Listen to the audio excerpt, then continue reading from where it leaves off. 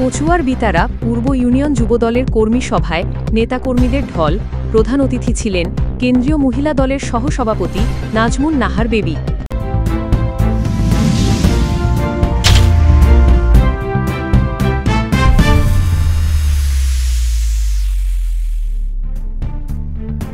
বিএনপির ভারপ্রাপ্ত চেয়ারম্যান তারেক রহমান ঘোষিত ৩১ দফার রাষ্ট্রকাঠামো বাস্তবায়নের লক্ষ্যে কচুয়ার বিতারা পূর্ব ইউনিয়ন যুবদলের উদ্যোগে কর্মী সভা অনুষ্ঠিত হয়।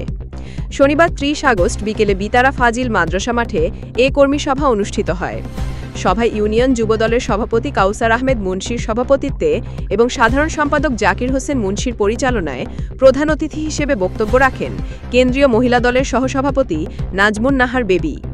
তিনি বলেন, ফ্যাসিস্ট শক্তি যেন আর কোনোভাবেই মাথা তুলে দাঁড়াতে না পারে, সেজন্য গণতন্ত্রপন্থী নেতাকর্মীদের ঐক্যবদ্ধভাবে আন্দোলন চালিয়ে যেতে হবে। কর্মী সভায় আরও বক্তব্য রাখেন উপজেলা বিএনপির সভাপতি খায়রুল আবেদিন স্বপন, প্রধান সমন্বয়ক শাহজালাল প্রধান জালাল, সিনিয়র সহসভাপতি জাহাঙ্গীর আলম মজুমদার, বিএনপি নেতা মামুনুর রশিদ মোল্লা, কচুয়া উত্তর উপজেলা বিএনপির সাধারণ সম্পাদক মোহাম্মদ ইউসুফ মিয়াজি, উপজেলা যুবদলের সহসভাপতি মনির হোসেন, সাধারণ সম্পাদক হাবিবুন নবী সুমন, সাংগঠনিক সম্পাদক শাহিন পাটোয়ারি প্রমুখ।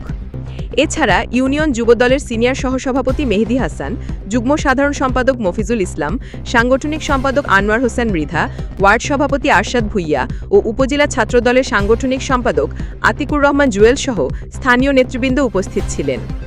কর্মী সভাকে কেন্দ্র করে ইউনিয়নের বিভিন্ন ওয়ার্ড থেকে যুবদলের নেতাকর্মীরা মিছিল সহকারে মাঠে এসে যোগ দেন।